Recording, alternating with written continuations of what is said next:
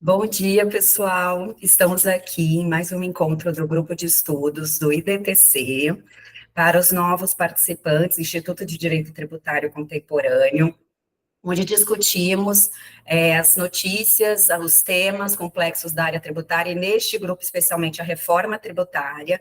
Estamos nos encontrando todas as sextas-feiras, às 10 horas, e dia 24 de maio teremos um encontro presencial em São Paulo.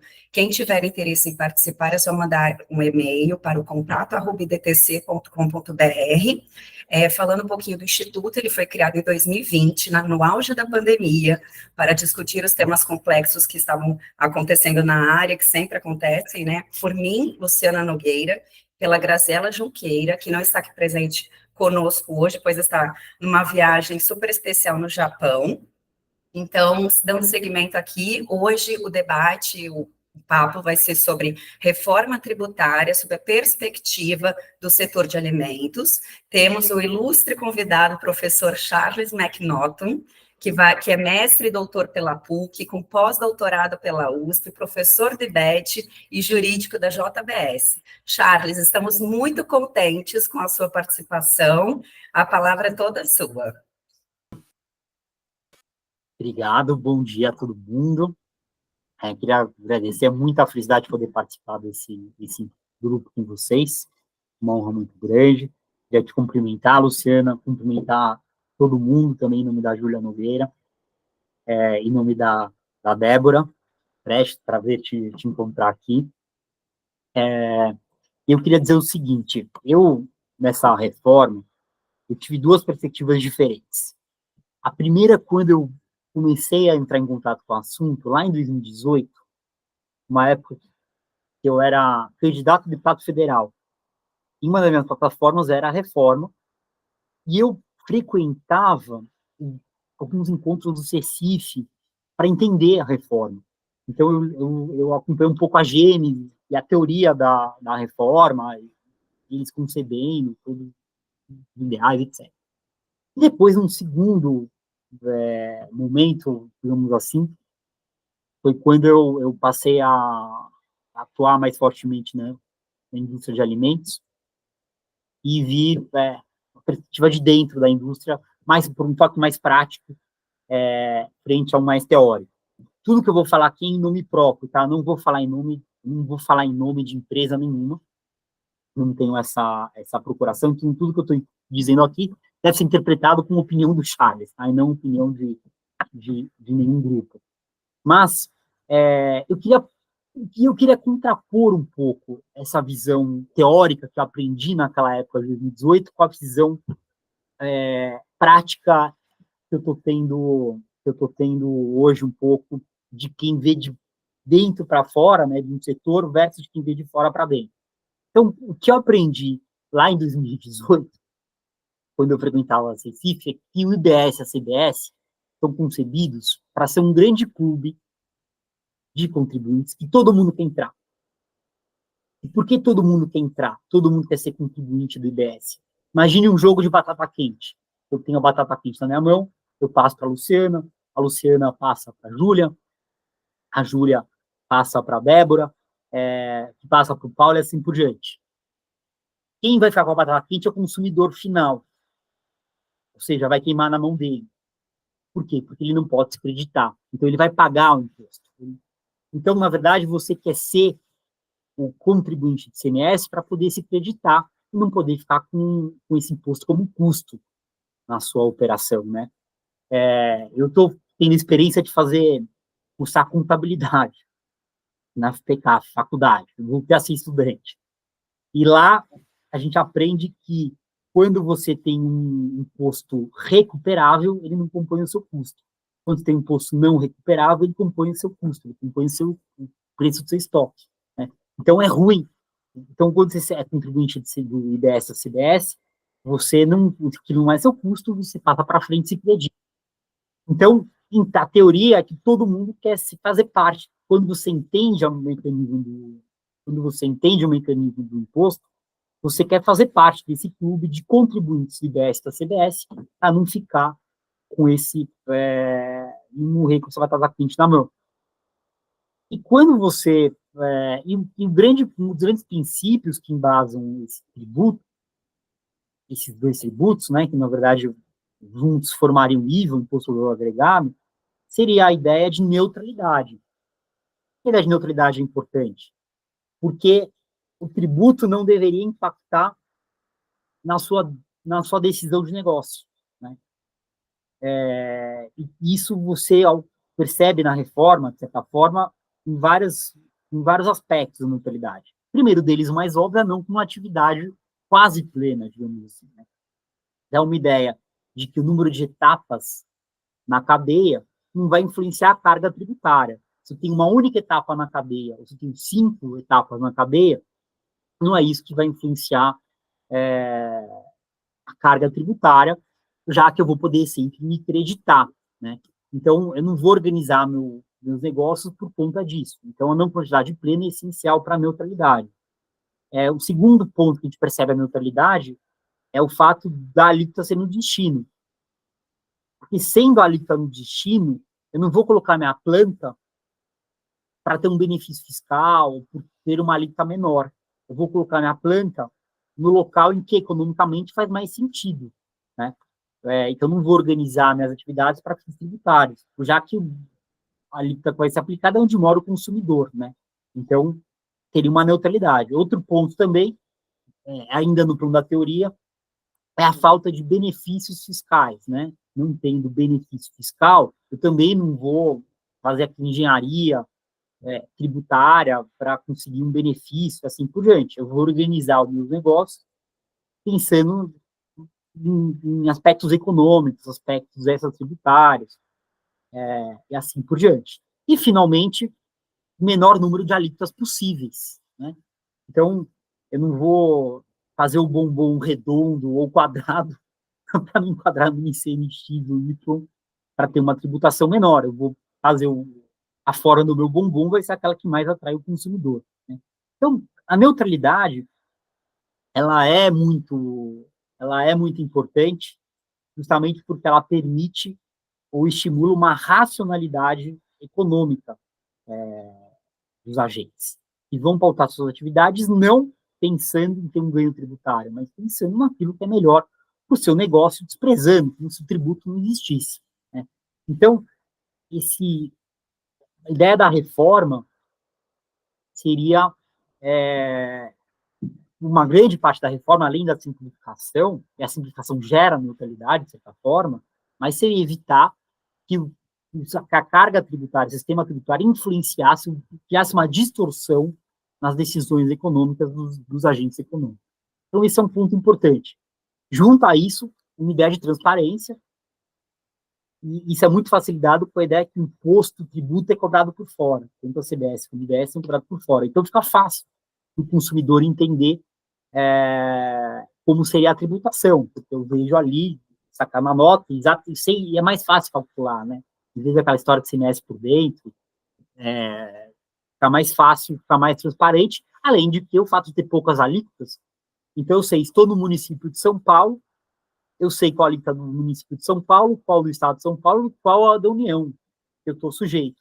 Fica mais fácil o consumidor entender se esse celular aqui é cobrado a uma mesma alíquota da minha caneta, ou da minha roupa, eu já sei quanto que a alíquota está aqui, e fica mais fácil entender o sistema tributário e mais fácil cobrar também, né? Porque se eu moro em São Paulo, eu sei que aqui a alíquota, sei lá, global é 27, considerando a soma de União, Estado, São Paulo e município de São Paulo, de repente o Rio de Janeiro, a alíquota total é 24, eu vou lá cobrar. Por que aqui a alíquota do município de São Paulo é maior do que a alíquota do Rio de Janeiro, por exemplo, né? E com isso é uma ideia do consumidor cidadão, né? Um contribuinte cidadão, que consegue cobrar o poder público, porque tem um sistema muito mais fácil para ele entender, muito mais transparente, que ele conseguiria fazer valer seus direitos e, eventualmente, cobrar politicamente decisões. Então, esse desenho do sistema tributário é um desenho que ele é interessante por essas características. Ele traz simplicidade, né? Aquela questão do crédito é um critério só. Eu não preciso saber a diferença do IPI, né, que tem que se agregar fisicamente ao produto, versus o PIS/COFINS, que é essencial. Eu tenho que entender o que é a essencialidade do PIS/COFINS, né? Então, se você olha a decisão do STJ, do PIS/COFINS, em alguns momentos eles falam atividade econômica, em outros momentos eles falam produção. Parece uma dúvida, certos gastos que são essenciais para a atividade econômica, mas não para a produção, como que eu trato isso?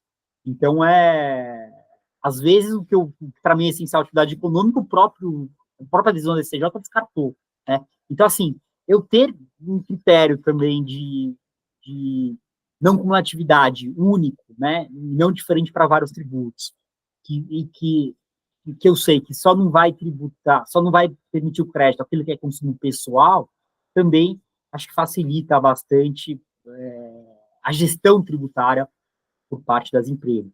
Então, acho que são grandes méritos que a reforma acaba trazendo, e do ponto de vista teórico, eu acabei me encantando, muito embora tivesse dúvidas sobre a questão da federação, né, se tem a questão de, evidentemente, a autonomia dos municípios e dos estados não é como antes, né, já que eles não podem criar uma lei tratando da regra matriz, a norma que cria os tributos é uma lei complementar, né, como um projeto de lei que a gente está analisando, todo mundo está analisando agora.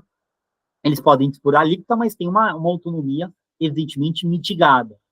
Tem um contraponto aí na questão da autonomia, porque antes o município podia tributar só o serviço, agora ele pode tributar o serviço e pode tributar as vendas e outras operações com bens de direitos, né? Então, você tem, por outro lado, uma amplitude na base de cálculo que eles podem tributar, mas você tem uma menor autonomia legislativa de Estado e município. Evidentemente, do ponto de vista teórico, isso me incomodou, mas, enfim, eu acho que a reforma tem muitos méritos ali para o nosso sistema, e você vê que todo o setor produtivo reagiu muito bem, né? Principalmente a indústria, a Fiesp aprovou, CNI, né? De modo geral, você viu que foi favorável, a indústria foi de certa forma favorável.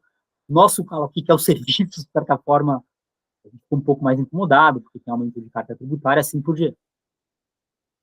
Pensando um pouco, é, pensando um pouco nos alimentos, e daí eu vou passar então para uma segunda fase do meu contato com a reforma, foi quando eu comecei a advogar um pouco mais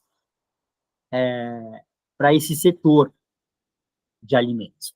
E o que eu vejo é o seguinte, e aqui eu trabalho muito com carnes, por exemplo, né, com proteína, que é um setor exportador. E aqui, o que eu vejo no sistema hoje para exportadores de alimentos? Eu vejo que você tem uma desoneração, tem muito crédito acumulado, e tem um problema, que é uma dificuldade de conseguir o ressarcimento desses créditos.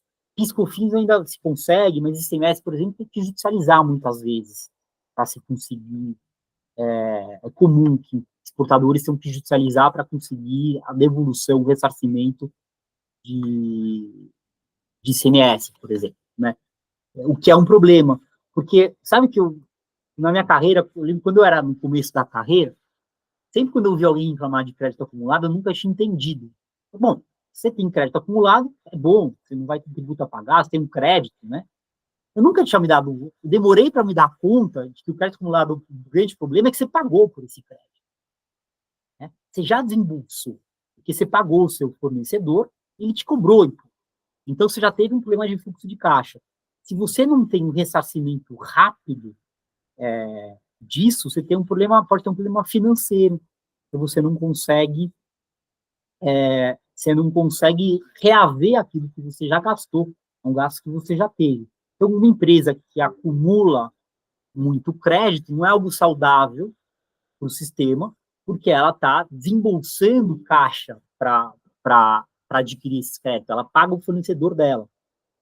E o que eu vejo no setor de alimentos é que você tem muita desoneração, que as empresas têm muita desoneração, e vai ter um aumento de carga tributária, vai ter um aumento de carga tributária global. E aqui eu vou até ver se eu consigo compartilhar o arquivo do PLP aqui. Vamos ver se eu consigo achar ele facilmente. Porque a grande questão é que, como que a reforma pensou? Você tem, uma cesta básica, que é uma cesta básica balanceada, né, que está na previsão no artigo 8º, ali da emenda constitucional 132, e estaria sujeito a uma alíquota zero, né? Mas tem que ser alimentos saudáveis, que garantam uma cesta básica balanceada e com diversidade regional, né? Eram esses os critérios da cesta básica ali. Sendo que, originalmente, o que o CECIF tinha pensado era uma tributação integral dos alimentos, dando cashback para quem fosse de baixa renda. Qual que é a ideia do CECIF, qual o racional do CECIF? É porque quando eu dou um cashback para pessoas de baixa renda, eu sou mais assertivo para ajudar quem precisa. Porque se eu dou uma cesta básica com a alíquota baixa, com a alíquota desonerada, estou ajudando todo mundo, quem precisa e quem não precisa.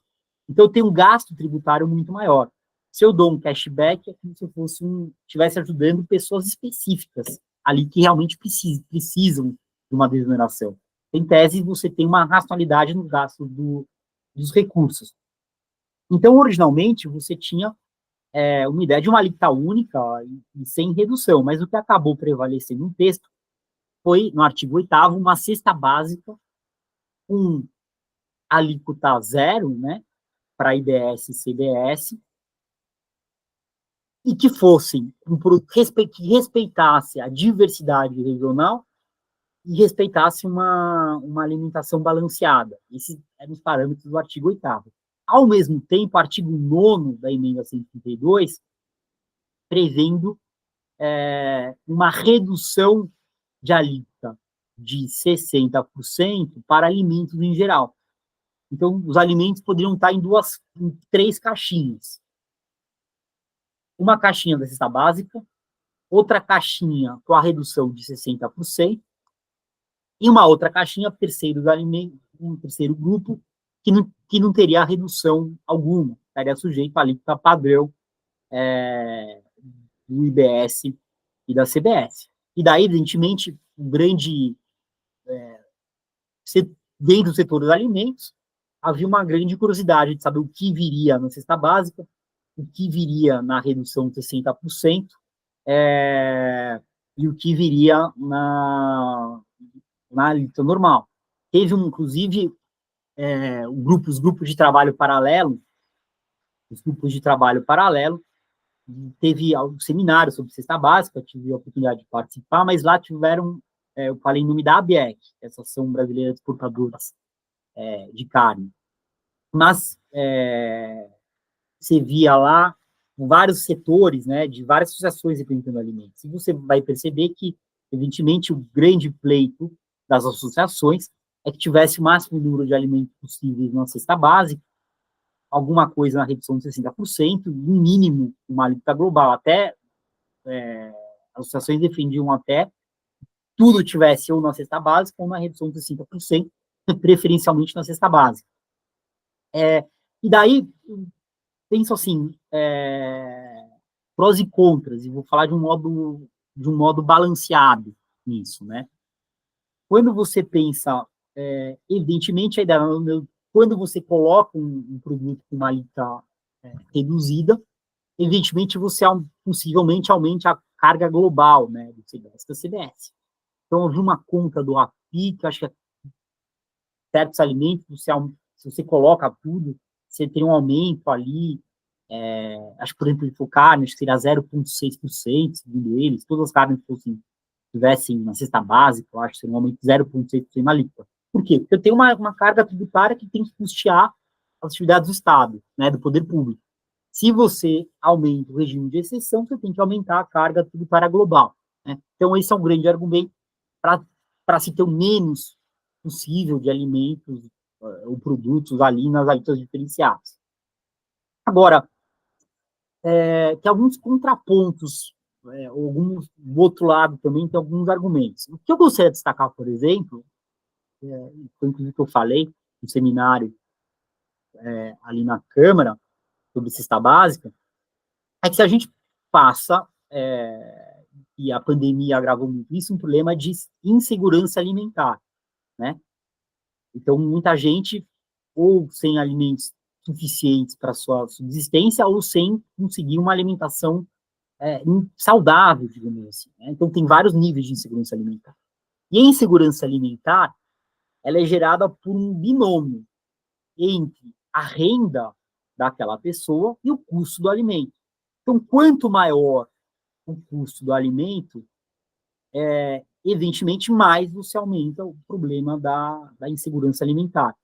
Então, um contraponto que eu gostaria de colocar por discutir com vocês, uma cesta básica muito tímida, né, uma redução de 60% muito tímida de alimentos, é que, evidentemente, se você aumenta o custo tributário de alimentos, você reduz muito a cesta básica, que a gente quer hoje, e aumenta a tributação de alimentos, você, evidentemente, está deixando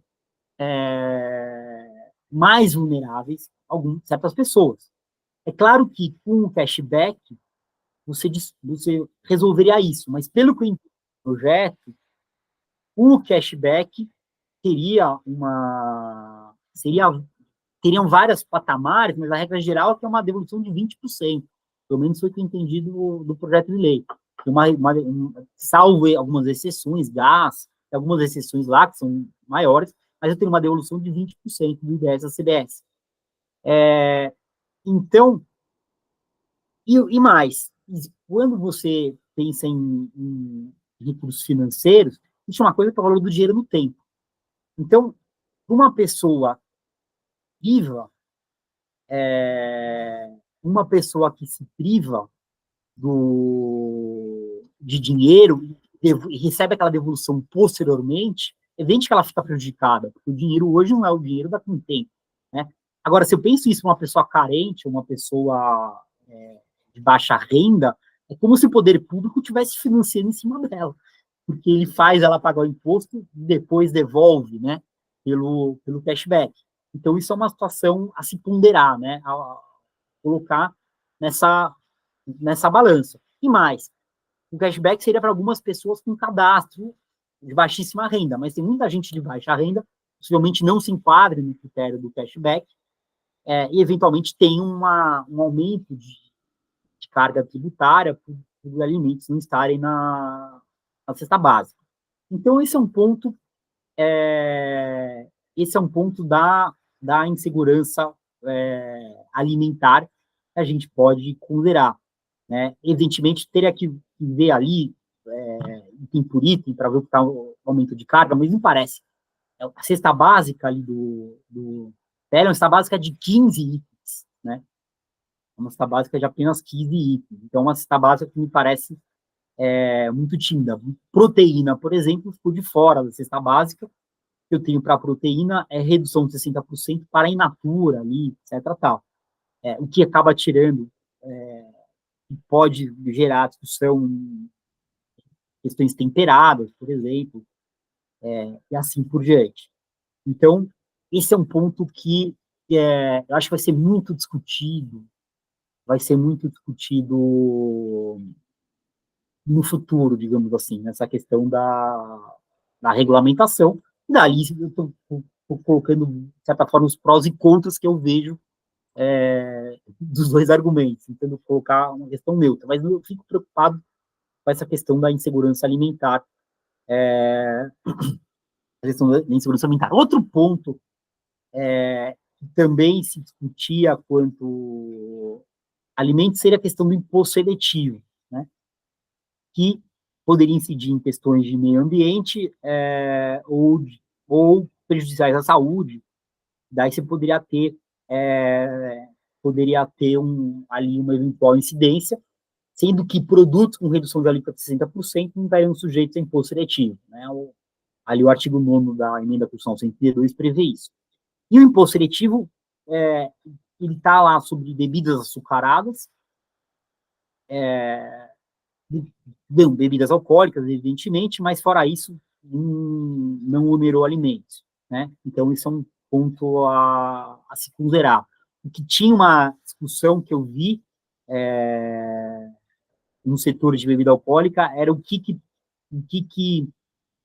poderia, qual seria a alíquota, se você deverá gravar as bebidas alcoólicas pelo grau de teor de álcool na bebida, ou se não, se isso não deveria influenciar na alíquota do imposto seletivo, porque o prejudicar a pessoa é a quantidade de álcool que ela consome. Então, se eu bebo 10 latinhas de cerveja, pode ser pior do que uma dose de uísque, por exemplo. Enfim, estou dando um exemplo simplório aqui, mas eu vi que foi uma discussão que se teve, certamente, talvez, um projeto de lei regulamentar vai se, novamente, vão discutir. Agora, outro ponto também para a área de alimentos que eu vejo é uma questão de que é um setor exportador, como eu disse, e a devolução rápida de crédito é essencial. Por quê? Principalmente quando você percebe também que vai haver um aumento de tributação na cadeia, possivelmente, então vai haver um acúmulo de créditos, possivelmente tem um acúmulo de créditos, pode ser que tenha um acúmulo de créditos alto ali. E tendo um acúmulo de créditos altos, eu falei, isso gera um custo financeiro para as empresas, porque elas precisam, muitas vezes, se financiar junto ao mercado financeiro para poder arcar com essa questão do fluxo de caixa. Então, se você não tem uma devolução rápida, você tem ali um eventual problema. O que eu vi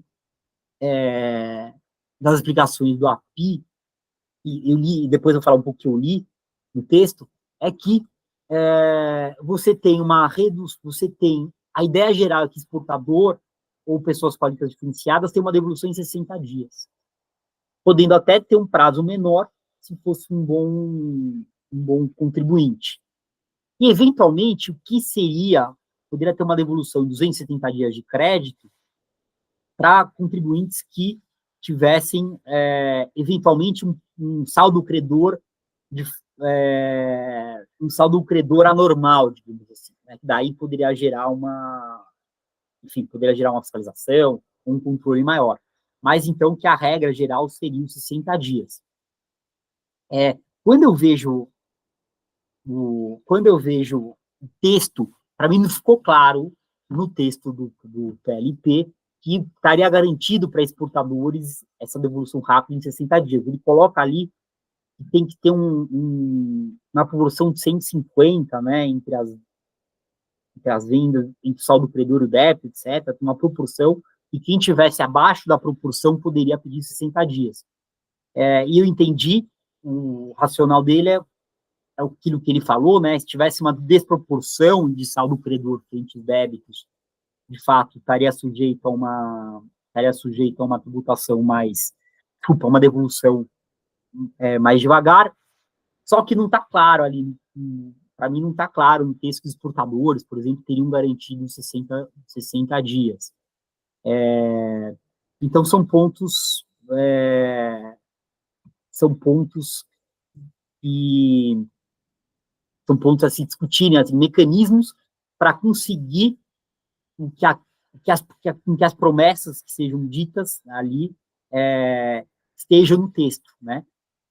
E outro ponto que eu sempre coloco é o seguinte, mas e se o poder público descumprir, né, esses prazos?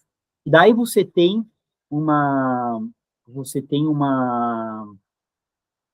questão que é o seguinte, como o IBS e o CBS são geridos por um conselho, um comitê gestor, em tese, quem está gerindo não é o dono do cofre, digamos assim, não é o Estado, não é o ente.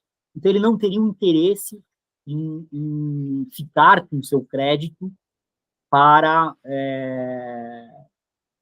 se financiar em cima do seu crédito, né? Igual muitas vezes acaba ocorrendo em demora de devolução e assim por diante. Esse ponto é interessante, então, porque tem um órgão neutro ali que só iria, inclusive, repassar o IBS-CBS após devolução dos créditos saldo credor, né? Então, teriam institucionalmente uma medida em que que evitaria, né, eventualmente, uma não devolução de créditos de modo rápido. Mas esse ponto, mesmo assim, digamos que o comitê gestor vai ter, né, membros do poder público, representantes dos municípios, dos estados, sempre há um receio de que, eventualmente, sejam criados mecanismos para assegurar essa devolução de crédito, e tem, sim, uma atualização, se eu não me engano, eu acho que são 360 dias, agora eu não lembro exatamente quando que vem, mas tem, sim, uma atualização a partir de um certo momento previsto ali no projeto, mas eu acho que deveria ser a partir do mês seguinte, né, do período de apuração, né, deveria ser paralelo no ponto de vista ao fisco. E até o que se coloca, tem um projeto de lei das frentes parlamentares, até talvez até uma punição, uma penalidade, algo diferente do que existe hoje, mas até se pensar uma penalidade, talvez, para que, nesse caso, não se devolva o crédito de forma, no prazo previsto, né? No projeto de lei ali das frentes parlamentares tem uma previsão de uma multa que já pode chegar até 20%. Qual o objetivo? Evitar que seja vantajoso deixar de pagar esses créditos. Porque o receio que se tem é que o poder público fale, prefiro pagar outras despesas do que essa, e assim por diante. Lembrando, o comitê gestor, de certa forma, é algo que dá seria uma certa garantia, né, de que haverá o pagamento, já que não é o Estado, o município que seria responsável por ressarcir esses créditos, seria esse órgão, teoricamente, neutro, mas, como é algo novo, a gente não sabe muito bem como que vai funcionar na prática, tem esse receio, né, então, diga, Lu. Tem uma pergunta aqui da Daphne. Se atrasar na devolução do crédito, vai ter atualização? Vamos Então, entrar na questão de ter que impetrar MS para obrigar o fisco a analisar os pedidos? Complicado. Pois é, essa questão de ter que entrar com o MS é justamente o que se tem receio, porque o MS, por exemplo, eu tenho situações que eu já vi na prática de que o órgão público não acata a decisão, você tem uma decisão mandando pagar, e o órgão público mesmo assim não paga, e daí você tem que pedir para o magistrado arbitrar uma multa, ele arbitra e paga depois de um tempo, mas isso gera um problema financeiro para as empresas grande, porque, como eu disse, elas já pagaram por esse crédito, né? Então, daí, uma ideia de uma previsão na proposta de que se não pagar nesses 60 dias, se não for pago nos 60 dias, que tenha, inclusive, uma penalidade para evitar que haja essa tentação, digamos assim, de se atrasar nesse crédito. Né? Mas a promessa é que não teria atraso, etc. Tal. A grande promessa é que seria respeitado, até mesmo a garantia seria que está tendo um poder público, ele está, como é o comitê gestor, etc., não teria por que se atrasar, e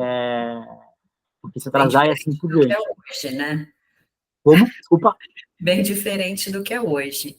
Até porque sobre o crédito incide imposto de renda também, é um grande problema tributário hoje para as empresas, né? Pois é, exatamente. Isso vai ser ótimo. Seria. Então, vamos torcer, porque a grande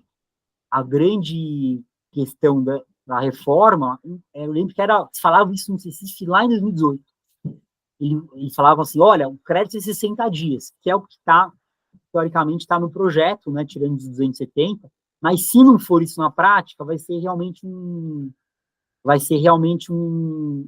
problema grave, né? Então, vamos esperar que eles paguem. Tem uma atualização, sim. O que eu estou até tentando lembrar era a data que essa atualização passava a correr, né? Que não era assim imediato. Tinha um certo, eu acho que era em 360 dias. Agora eu não lembro exatamente se era isso mesmo ou não. Mas tem sim no projeto uma atualização, só que ele não corre imediatamente depois do período de apuração, ele corre depois de um certo prazo, ele corre depois de um certo esse prazo, então, e aí, se for o caso, entrar com a medida. Pois é, mas assim, se eu tenho que esperar muito tempo para entrar com uma medida, pedindo, e não só os 60 dias, digamos assim, o custo financeiro que gera é muito alto, entendeu, para uma empresa. Então, isso gera juros que ela tem que pagar para o mercado financeiro, o que acaba sendo muito ruim para a economia, principalmente porque você prejudica o exportador, que é um setor que traz divisas para o Brasil, né? Gera riqueza para o país. Então, é um ponto a se ponderar. E nessa equação tem um outro ponto, que eu vou ponderar os dois lados, do fisco e do contribuinte, que é a questão do pagamento. Hoje a gente sabe que o crédito, ele depende do pagamento do IBS à CBS, é o que está no projeto. A Constituição te autorizava a lei complementar a fazer isso, e a lei complementar coloca isso, e ela dá, entre aspas, duas garantias. Uma é split payment. O split payment seria uma garantia para o adquirente da mercadoria, que basta ele pagar, para o fornecedor vai ter o crédito, porque a instituição financeira providencia o pagamento do IBS à CBS. E outro mecanismo é que, caso o split payment não seja possível, o próprio comprador paga o IBS à CBS.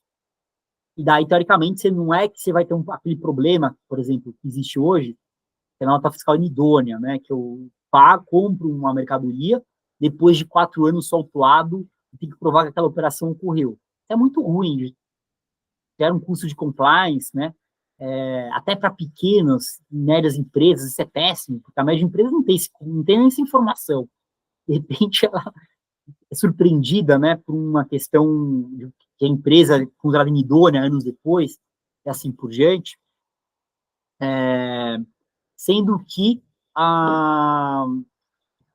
teoricamente, isso não existiria nesse novo sistema, porque seria um sistema altamente eletrônico, altamente tecnológico, e com o split payment você pagou, já garantiu que aquele crédito vai ser reconhecido, porque o próprio instituição financeira já fez a liquidação do tributo naquele momento, né? Isso, de qualquer forma, poucos países do mundo adotam essa sistemática, gera um receio de que seja criada uma espécie de burocracia, né? E daí vai depender de como o sistema vai funcionar, se a tecnologia que eles estão prometendo, certo, seja realmente implementada, né? Para garantir que não gere nenhuma burocracia. Mas a gente vê com certa desconfiança essa questão do pagamento, né? Porque é algo que a jurisprudência diz que não precisa, né? Para o ICMS, para o IPI, basta incidir, não precisa pagar. O fisco perdeu esse pleito judicialmente. Agora cria-se um novo sistema, mas teoricamente com muito mais tecnologia e mecanismos de se garantir no momento da operação, né? Real time, que haja esse pagamento de tributo e não gere danos. Mas eu fico pensando, por exemplo, operações parceladas, né? Então, o pago, por exemplo, daqui a 60 dias eu pago, isso é muito comum você ter, e daí você não vai poder se acreditar enquanto você pagou, como é que vai ficar isso? Tem uma prisão ali no, acho que artigo 51, se eu não me engano, ou 151, mas gera uma dúvida de como vai ser isso, porque é uma sistemática nova, né? Então, gera uma desconfiança. Por outro lado, eliminaria uma questão de inadimplência, né? Então, imagina um sistema que não vai ter inadimplência de IBS e CBS, o que é interessante também. E para quem vai ter ressarcimento de crédito, é um argumento que eles usam, eles falam assim, olha, um dos problemas para te ressarcir o crédito, você que tem saldo crédito acumulado, é que as pessoas não pagaram esse mês que elas deviam. Então, não tem dinheiro para te pagar porque elas não pagaram. Em tese, com essa sistemática de que você tem que pagar para ter o crédito, você eliminaria isso porque não teve inadimplência, a inadimplência se reduziu, né? Então, esse é um argumento interessante para sempre ponderar os dois lados aqui na minha fala. Tem uma neutralidade na fala. Mas para a iniciativa privada, me parece que gera desconfiança, porque é um requisito a mais que não existe no sistema atual. No sistema atual, a gente não sente que a segurança jurídica é privilegiada. A gente tem essa sensação de que o poder público não está muito preocupado em garantir a segurança jurídica para a gente. E isso nos últimos tempos se mostrou bem evidente, né, Charles? Agora a última, né, a questão da desoneраção da folha, e você tem uma posição até do fisco de que seria aplicável para abril, eu até entendo o raciocínio do fisco. De fato, se o critério temporal é no mês, faz sentido, mas espera aí. Como é que fica o princípio da segurança jurídica em termos de regras de transição, né? Por exemplo, o Roberto Ávila fala isso, que a segurança jurídica tem que ter uma regra de transição. Você não pode ser surpreendido com nada abrupto, com nada que seja uma mudança brusca, que seja abrupta. Então, se eu tenho uma mudança, tem que mudar sistema, tem que mudar uma série de coisas de uma hora para outra, já em 20 de maio tem que pagar as questões de abril, isso gera um problema grave, né? E a segurança jurídica não está sendo respeitada, nesse caso, me parece. Com todo o respeito ao poder público, que merece institucionalmente, mas me parece que nós, na iniciativa privada, sentimos muitas vezes, um descaso com a segurança jurídica. Então, quando vem algo novo, o pagamento que vira um requisito a mais do crédito, a gente olha com um certo medo, né, uma certa desconfiança, muito embora eu entenda as razões pelas quais eles têm criado isso, e que a gente, se for implantado mesmo, né, que o sistema funcione bem, que não gere um risco de daqui a uns anos virem falar, não, mas aquele crédito não tinha sido pago. Ah, mas como não? Tá lá, não, mas aquilo foi uma fraude, um hacker, eu sei lá o que, eu não sei o que pode vir a surgir no futuro, com esse sistema novo, que é algo que ninguém sabe, na verdade, né? Algo que está sendo construído, né? Então, quando vem um requisito a mais, evidentemente, a gente vê um pouco de receio, que aumente burocracia, que aumente contencioso,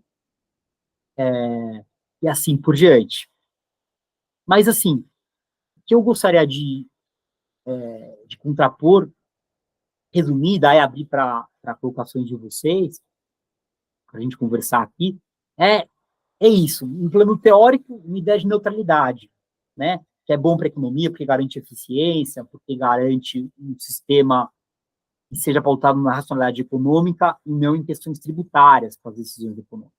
E uma questão de simplicidade, com menos alíquotas possíveis, quanto menor a alíquota, quanto menos alíquotas diferenciadas, menor a alíquota global, etc. Esse é um ponto, né? E o outro ponto, uma questão de que terá um aumento possivelmente de carga tributária,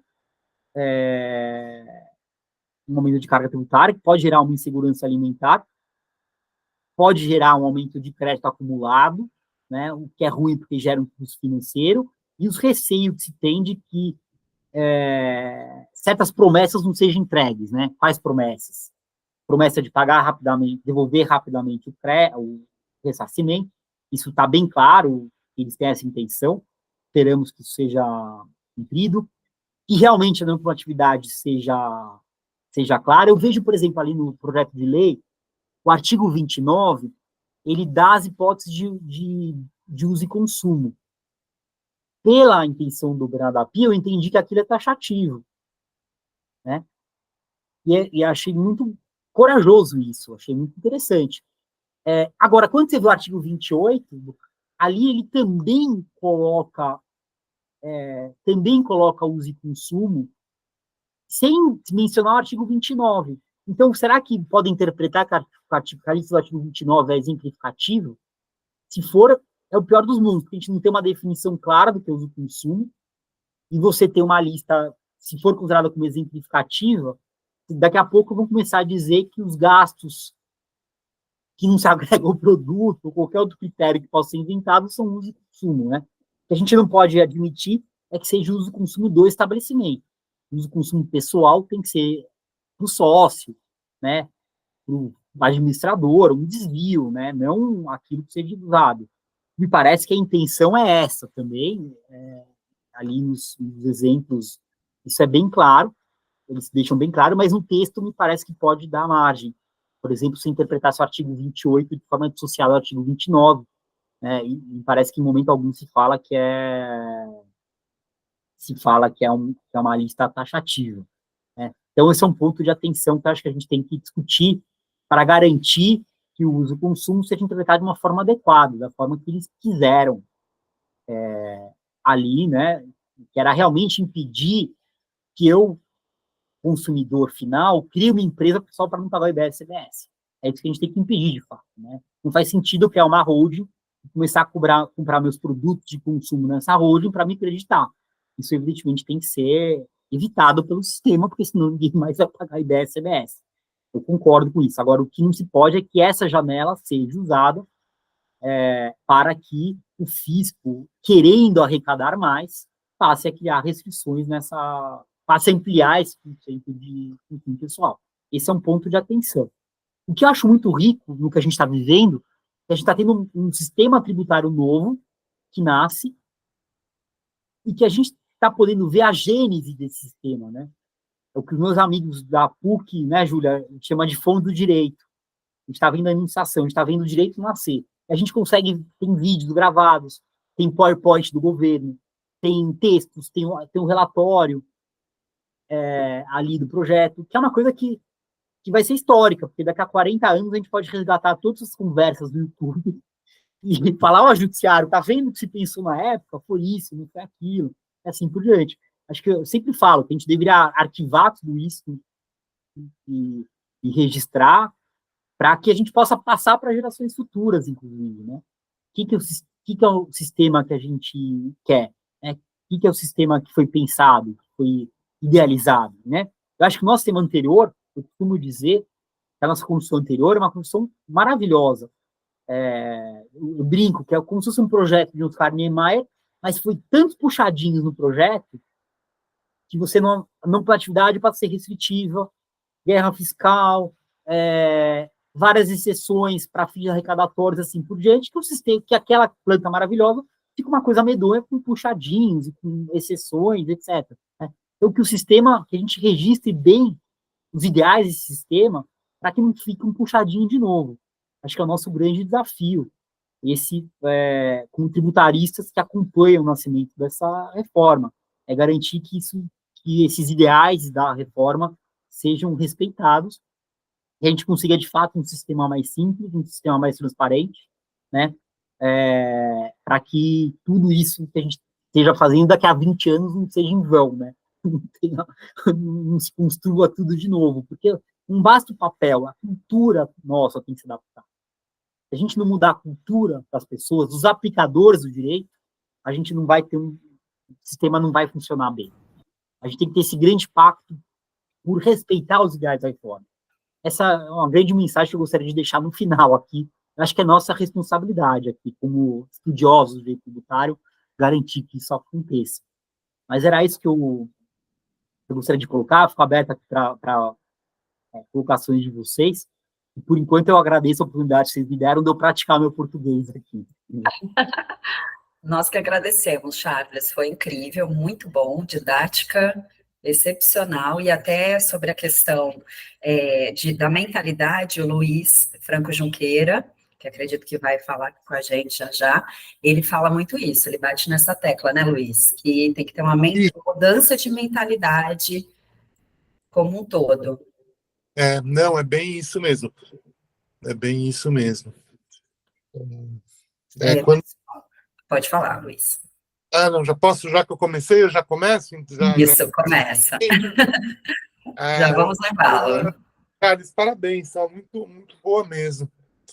Eu fiz além dessa questão da mentalidade, né, que é realmente o ponto, né, porque inclusive porque a gente teve várias, não dessa magnitude, mas a gente teve várias tentativas de mudança no sistema, né, que não foram num contexto tão amplo, mas, por exemplo, Lei Candir. Lei Candir, você tinha uma ideia de uma não cumulatividade mais ampla, e ela foi sabotada. PiscoFins não cumulativo também foi meio assim, né? Tinha também uma ideia de uma não cumulatividade maior, e ela foi sabotada com alíquotas bem grandes e restrições a créditos, né? Então é importante ter esse histórico, né, para saber dessa questão da mentalidade. Uma coisa que você mencionou, principalmente do cashback, e na verdade é uma coisa assim mais ampla, permeia todo o modelo de reforma tributária, que é uma migração para um modelo que eu vou chamar, aí desculpe os acadêmicos se eu estiver errado, mas eu vou chamar de estritamente tributário ou exacional, quer dizer, cada ente tem o poder de cobrar seu imposto e tem as competências bem repartidas, e você faz política tributária mediante redução de alíquota, incentivo fiscal, etc., para um modelo de competência compartilhada e, principalmente, para um modelo que vai mesclar tributário e financeiro. Financeiro visto naquele sentido da mão invertida, do dinheiro indo para o contribuinte ou do dinheiro indo de um ente para outro, que é essa essência do comitê gestor. Então, são os ressarcimentos, o crédito presumido. A gente já tem uma pegada financeira que empaca, que vai muito mal, como você falou. E essa reforma tributária, ela dobra essa aposta, o que, por um lado, preocupa muito, mas hoje, talvez o que seja um alento, e que você mencionou bem também, muito bem, é a tecnologia que existe. Quer dizer, um modelo desses há 15 anos atrás ia ser inconcebível. Inconcebível. Todos esses cashbacks, você ter alguma ancoragem em pagamentos e tudo mais. E hoje a gente pode acreditar nisso porque existe tecnologia acessível para isso. Então, esse é um alento, porque se você for pegar nos precedentes históricos, você sente e chora. Então, sobre a não cumulatividade, que você pontou também, acho que é uma das grandes preocupações, falar aqui para a audiência rotativa do IBCT, porque a gente falou na semana passada, mas eu quero saber também a tua opinião, também a opinião da Júlia, que conhece muito IR, mas que essa questão de você justamente ter que ter alguma não cumulatividade é ampla, mas tem que ter alguma limitação para evitar esse planejamento fiscal de eu começar a fazer supermercado pela PJ. E aí, o que eu trago aqui para vocês é se o modelo do IRPJ não soluciona. Quer dizer, aquela aproximação que foi muito discutida em PiscoFins, de falar, olha, eu quero uma aproximação do modelo de crédito com o modelo de despesa operacional. Então, se aquilo, trocando em miúdo, se aquilo para o IR não é uma despesa operacional, dificilmente vai dar crédito, mesmo no regime de não cumulatividade ampla do IBS-CBS. E uma outra questão que eu anotei aqui também, essa acho que é bem específica sobre alimentos mesmo, é que hoje a cesta básica é regional, né? E isso é muito pertinente. Você pegar dois exemplos, erva mate no sul do país e açaí no norte. Então, assim, é muito difícil nacionalizar uma cesta básica num país do tamanho do Brasil. Então, acho que seria interessante manter essa cesta básica regional. Claro que traz algumas dificuldades, principalmente porque a cesta básica vai ser regional, sempre observando o destino. Mas, de novo, a tecnologia aí pode ajudar bastante. Então, eu acho que são essas as considerações que eu tinha e te parabenizo novamente, cara. E muito obrigado por o convite nosso. Não, foi uma honra. Eu quero dizer que eu concordo com suas colocações, questão da tecnologia realmente é fundamental, e é verdade, 15 anos atrás a reforma não teria dado certo, né? Acho que quanto mais a tecnologia melhora, mais ela tem chances de dar certo, e já estão sendo criados sistemas, né, pensados para tudo isso, e assim por diante. Eu queria até fazer uma questão que eu tinha falado, da questão de quando passa a Selic, né, do ressarcimento. Eu não havia dado a data precisa, eu lembrei, é 76º dia. Então, a partir do 76º dia, passa a acreditar Selic. Só um ponto aqui, um adendo ao que eu havia colocado. Mas, Luiz, concordo com você também sobre a questão do RPJ, né, da despesa operacional, eu tenho uma redação que eu havia pensado para isso, que era o seguinte, que o consumo pessoal seria aquele consumo feito em desvio, que não uma aquisição feita sem uma relação direta ou indireta com a atividade da pessoa jurídica. Então, Perfeito. eu sugeri essa redação para alguns lugares, alguns estudiosos, etc. Agora, eu vou confessar uma coisa para você.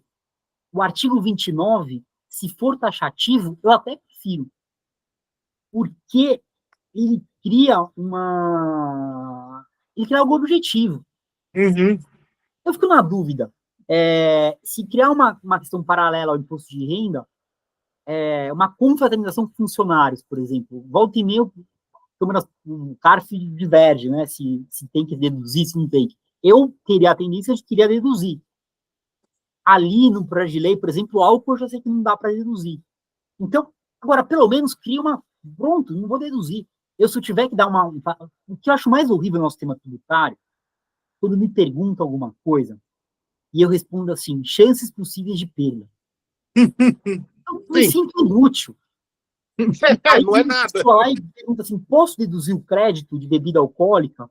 Eu vou responder, se for para atividade de confraternização e for importante para o funcionário, chance possível de perda, porque você pode dizer que é um desvio, mas pode dizer também que foi importante. Então, não vou dizer não.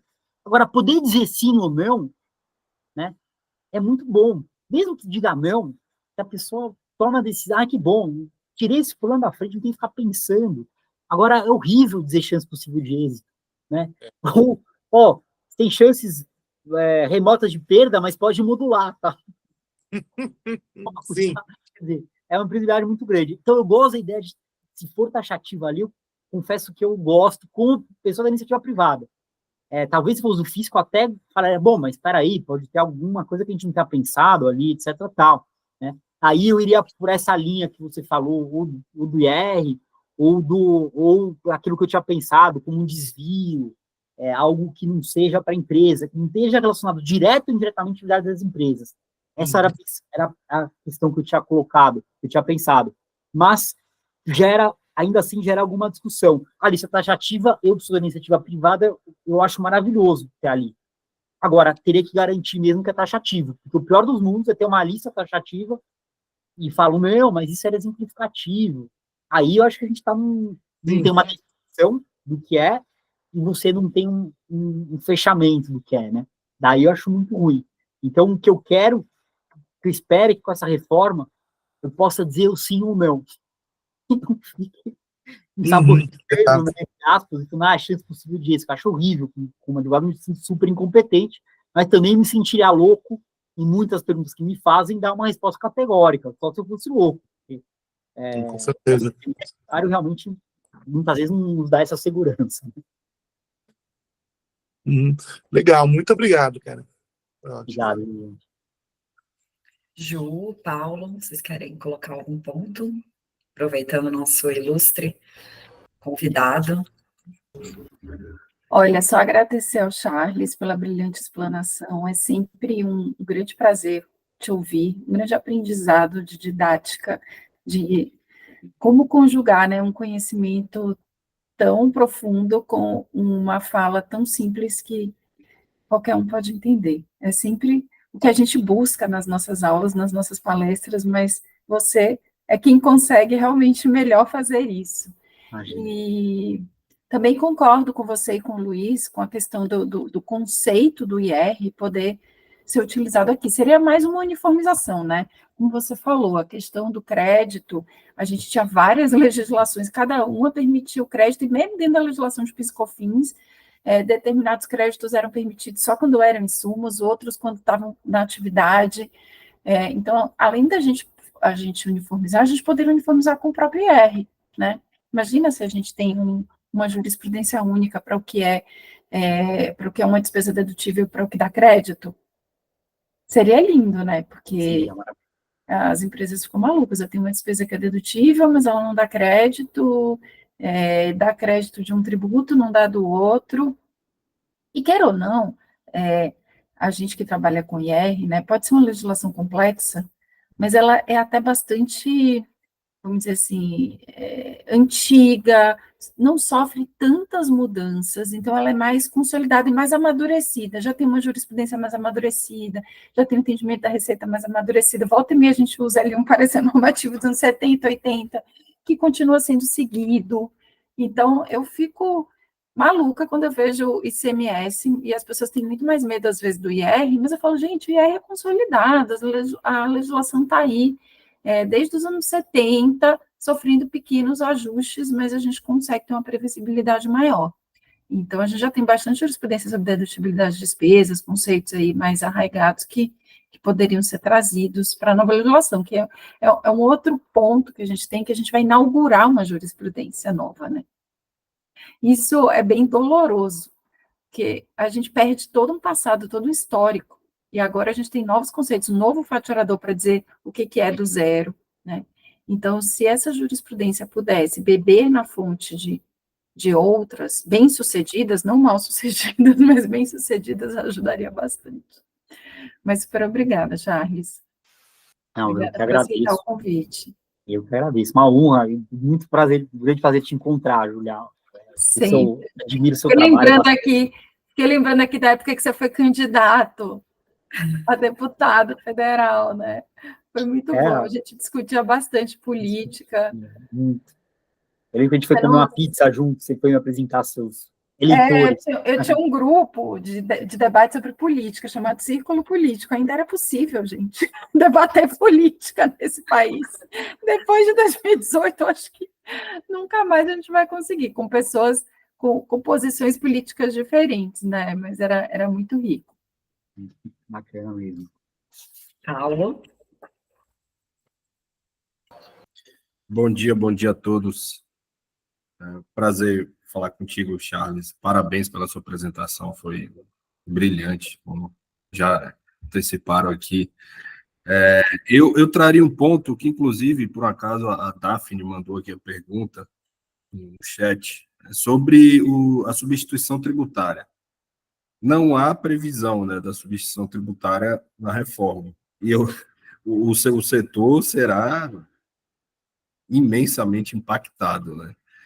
Como vocês estão encarando esse fato? Como que o setor tem discutido? Acredita que isso vai passar, que os estados vão conseguir reverter?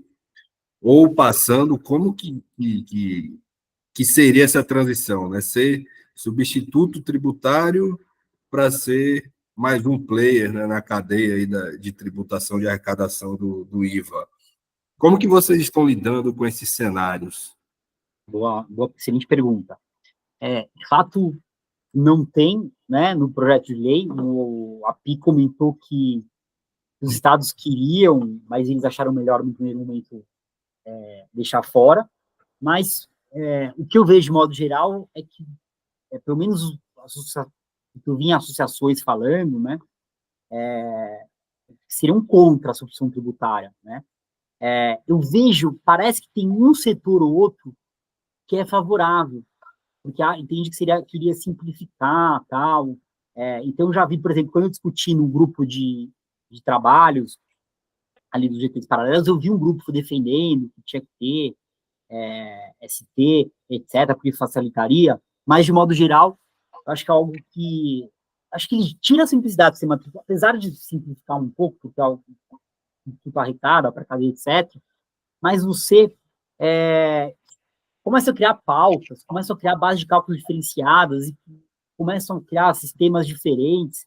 Eu acho que é ruim, de modo geral, para o sistema. Ele tira uma uniformidade, que é algo que a gente deveria prezar.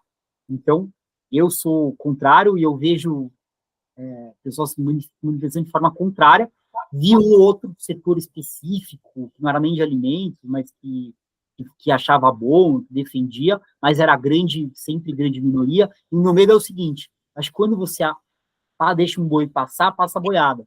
Você fala assim, excepcionalmente vamos admitir para um setor tal. Na hora que você faz isso, aí começa aumentando. O comércio teve isso, né? Era para ser excepcional, e daí foi aumentando muito produto, né? Sujeito ao ST, e eu vejo forma negativa. Acho que o sistema deveria ter. E acho até que a não cumulatividade, da forma, seria incompatível. Talvez, se fosse ter, existisse naqueles setores diferenciados da reforma. Né? Não estão sujeitos à alíquota reduzida, mas aqueles setores que, eventualmente, estão sujeitos a um regime diferenciado, né?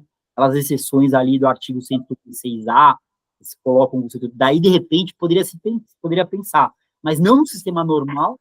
E eu, particularmente, acho que se não tivesse, seria melhor, porque, de novo, você abre uma exceção, aos poucos as exceções vão aumentando, e você cria um sistema mais semelhante ao que é hoje, né? Então, eu confesso que comemorei quando eu vi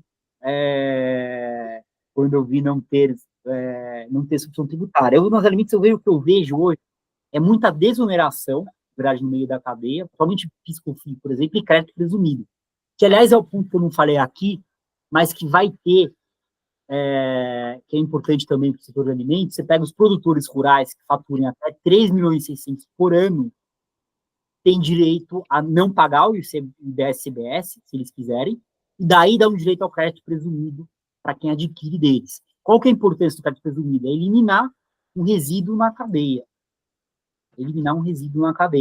E até o que se falava, eu lembro que a gente debatia com pessoas até que ajudaram no CECIF, falavam, gente, é ruim para eles não serem contribuintes, porque eles vão virar custo para as empresas, etc. Tal. Mas aí se criou essa sistemática do crédito presumido, que eu achei interessante, equacionando, porque é um setor muito informal, o produtor rural.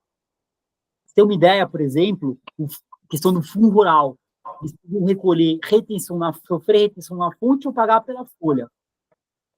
A folha de salário era mais vantajosa para eles, porque a folha deles era muito pequena, mas eles não queriam, eles preferiam eles preferem muitas vezes que tenha retenção na fonte do que pagar na folha, porque eles não têm o compliance para se adequar, etc. Tal, né? Então, é outro ponto que a reforma atendeu. Estou fazendo um adendo, aproveitando a pergunta do Paulo para fazer um adendo aqui, né? Mas, voltando à pergunta dele, que não vejo muita gente defender a ST, não. Salvo mais isolada essa defesa, Paulo, no meu ponto de vista. Tá ok. O Márcio levantou a mão aqui, na sequência o Luiz. Pode falar, Márcio.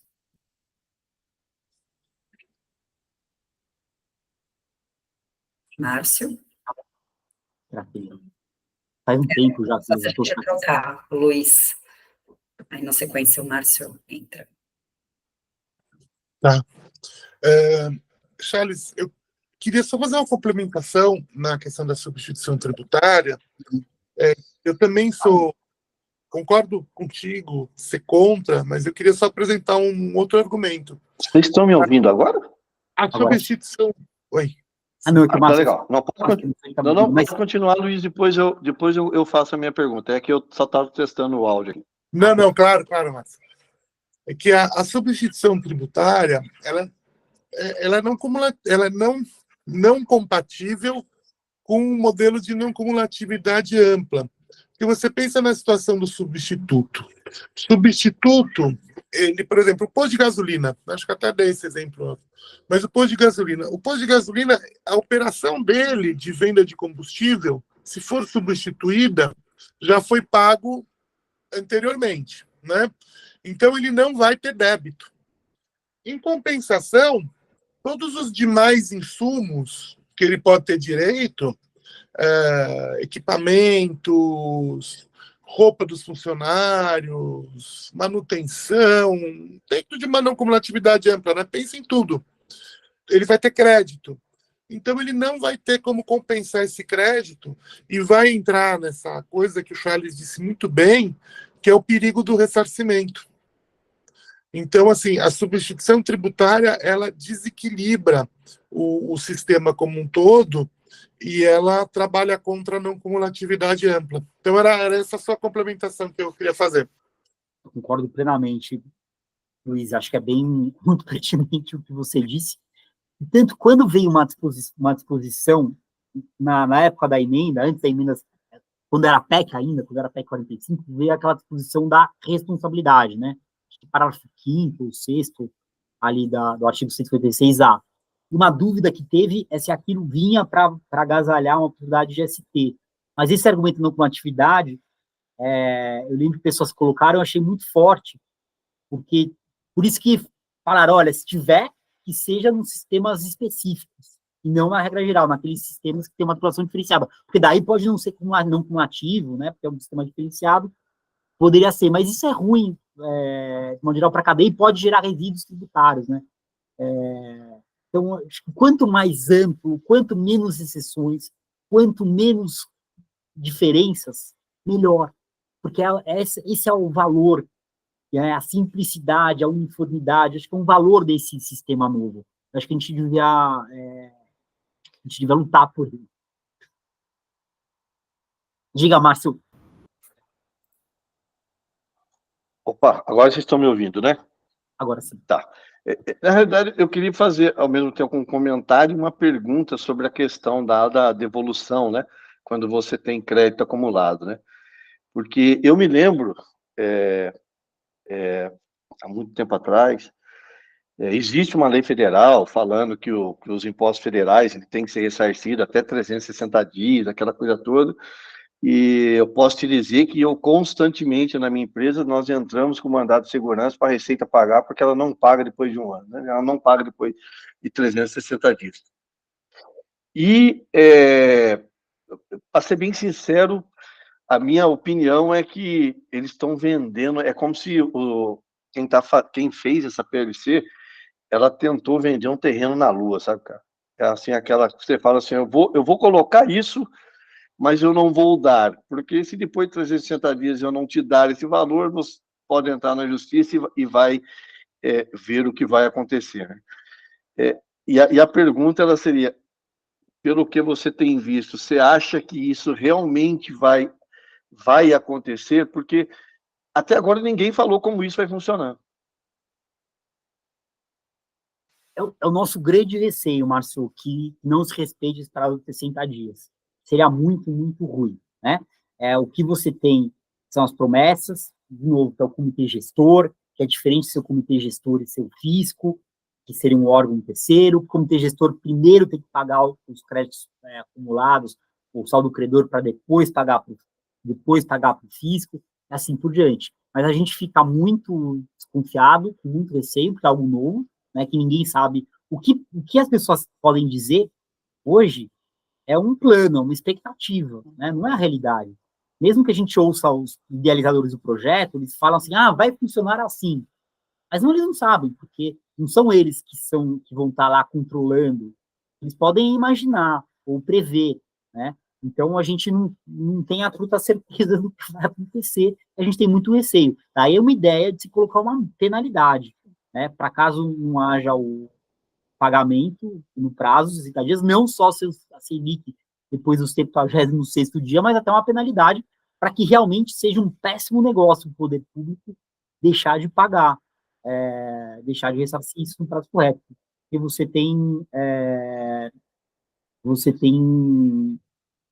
razão. E é um receio que a gente tem, né? Espera-se, com a tecnologia toda, com o comitê gestor, etc., teremos que eles respeitem, mas a gente não tem como, infelizmente, não tem como dar uma resposta assertiva e há muito receio de que não funcione bem, né? Seria muito ruim para quem exporta, por exemplo. Tá, ok. Obrigado, professor. E só mais uma questão, me permita fazê-la, ela é o seguinte, todo mundo esperava uma simplificação desse sistema, né? No entanto, ele veio aí com 499 artigos, que é maior do que o Código Tributário Nacional. Na sua opinião, você acha que realmente isso vai ser simplificado? Você falou da mudança de mente, né, na cabeça, mas olhando o que está no papel, você acha que realmente isso vai ser simplificado? Olha, eu vou dar uma resposta bem franca, Márcio. Embora sejam muitos artigos, se eu substituir 27 legislações de ICMS, 5 mil de ISS, se eu comparasse o número de artigos trocando por esses 400 e tantos, eu acho que tem sim uma simplificação. Pelo menos tem uma possibilidade de simplificação. Ainda que não seja aquela simplificação que a gente quisesse no início, né? Mas isso vai depender de como os aplicadores do direito vão aplicar. Se começarem a ter normas infralegais, que vão criando exceções, isso vai sendo tolerado ao medida do tempo, aí a simplificação vai se perder, né? Ou pelo menos a gente vai perder uma parte dela. Então, assim, eu acho que, sinceramente, apesar de eu quisesse algo mais simples, e realmente eu concordo com o Fapiti, que poderia ser mais simples, eu honestamente entendo que há, sim, uma certa simplificação se a gente compara com o sistema de hoje, que tem que olhar 27 regulamentos do CMS, 27 tribunais julgando, fora os 5 mil de municipais, trocando muito de coisa por essa legislação, né? Então, eu acho que tem uma possibilidade grande de simplificar, perto do que é hoje, mas É que não é o hoje, ideal. hoje é uma loucura, né? Quantos artigos tem um regulamento de ICMS de um único estado? Para os anexos, né? Tem os milhares de tantos, tem 30 e 40 e tantos anexos. Quando muito saiu a mais, norma, muito agora mais que que o todo mundo projeto de ficou lei. muito incomodado com o número de artigos, com o número de páginas, eu pensei isso, eu falei, gente, um único regulamento de ICMS. Pensar o PIS, COFINS, o IPI, o ICMS, o ISS junto. Então, sinceramente, eu acho que simplifica. Apesar de que a gente Eu queria acho menos. que, Né? eu acho que vai ser um desafio para todo mundo, para todos nós, para as empresas, para os aplicadores, mas talvez a gente esteja acomodado com um sistema bizarramente complexo. Não é simplesmente complexo. Complexo é um regulamento de imposto de renda, que tem 900 artigos, mas a gente é um só. A gente está falando de 27 estados e 5 mil municípios aqui, gente. Claro que Na realidade, eu fiz essa pergunta por causa do seguinte, eu não sei aqui, é lógico que eu não vou falar a minha idade, né? Mas eu trabalho na área tributária desde 1994, já fazem 30 anos que eu trabalho na área tributária. Meu primeiro emprego na área tributária foi em 1994. E até então eu não era advogado e justamente fui fazer faculdade de Direito porque eu gostei do que eu estava vendo, né? Foi por isso. E desde lá já via-se um comentário sobre a reforma tributária, né? Então, você pegar isso são 40 anos, mais ou menos. E o que vem aqui na minha cabeça, uma preocupação, é algo que estava sendo planejado em 40 anos ser decidido em 6 meses. Assim, o tempo, se você analisar aí o tempo... Márcio, eu discordo.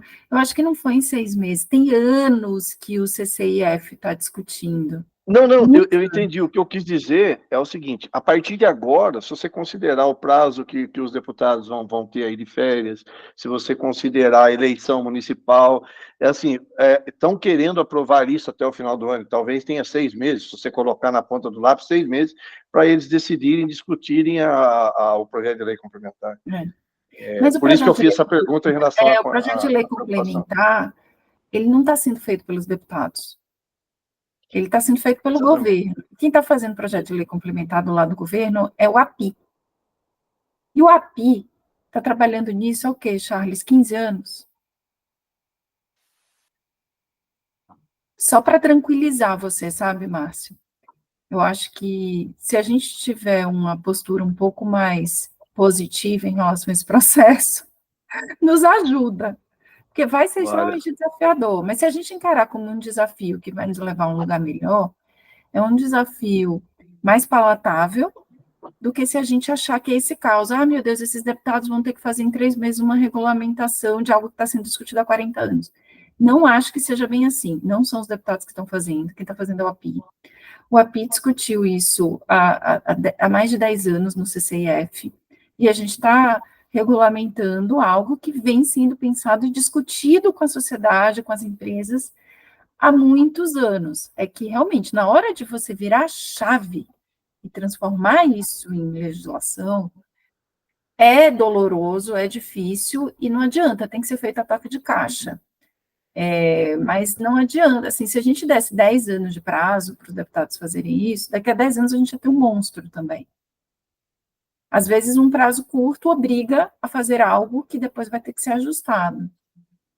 Mas eu não tenho essa percepção de que a gente está fazendo tudo a toque de caixa, não. E eu acho que é muito bom que seja o API que está lá. E o API não é um político, ele é um técnico, ele podia estar nesse governo, ele podia estar no governo Bolsonaro, ele podia estar no governo Temer. Ele tem uma linha de raciocínio muito clara sobre o que ele quer com essa reforma. Não ele, né? E ele foi discutindo com todo mundo esses anos todos. Então, eu seria um pouco mais otimista. Não sei se o Charles concorda comigo. Eu sei que nós todos temos que ser otimistas, mas quando quando você faz uma conjectura de todo o cenário, às vezes, para ser bem sincero, eu não tenho tanta certeza do que vai acontecer. Mas ok, mas eu estou tentando. A gente entra num processo democrático, né? A democracia é caótica, mas ela ainda é melhor do que qualquer outro sistema. E a gente tem que encarar a democracia na hora de fazer um projeto técnico virar uma lei. Então, a gente vai ter que passar por essa parte dolorosa aí de Congresso Nacional, de passar pelos deputados, por essa disputa política que acontece, esse tomar lá da cá. Mas o fato de ter tido como origem a PEC 45, que passou por todo esse processo com a PIC, foi elaborado por técnicos, o Eurico de Santos esteve à frente muitos anos, não foi algo gestado por esse Congresso nesse caos, sabe?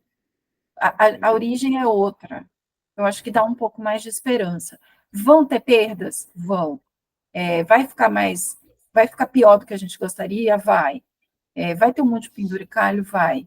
Mas ainda tem uma origem sólida, técnica, e ainda é muito melhor do que a gente tinha antes. Acho que o recado é esse. Vamos ser esperançosos de que, por mais que seja algo defeituoso, porque tudo que sai da democracia, e tudo que sai da ditadura também é defeituoso, mas tudo que sai de um processo político é defeituoso. E a gente tem que aceitar isso, faz parte da vida, e vamos encarar e vamos contribuir com o que a gente puder para aperfeiçoar, né? É uma Por isso que é legal, por isso que é legal. Precisava, né, da mudança. Por isso que é legal a participação nesse tipo de grupo, nesse tipo de fórum, Sim. Porque você realmente, essas discussões, ela acaba acalentando, né? Às vezes também ela te dá aquela aflição, mas ela acaba acalentando. É legal, parabéns a todos vocês aí por isso daí. Obrigada, Márcio, pela sua participação. Acho que agora podemos caminhar para o fim. Charles, mais uma vez, estamos muito contentes. Nosso obrigado aqui de todo o time. E semana que vem teremos mais um debate, né? Que pelo visto vai durar aí durante todo o ano. A gente vai organizando aqui para a gente se encontrar. Obrigada, pessoal. Ótima sexta, bom final de semana. Obrigado. Tchau, para vocês tchau. também. Bom final de semana. Parabéns pela iniciativa desse grupo. Obrigada, Charles. Obrigada, Charles. Obrigada pela organização. Tchau. Tchau.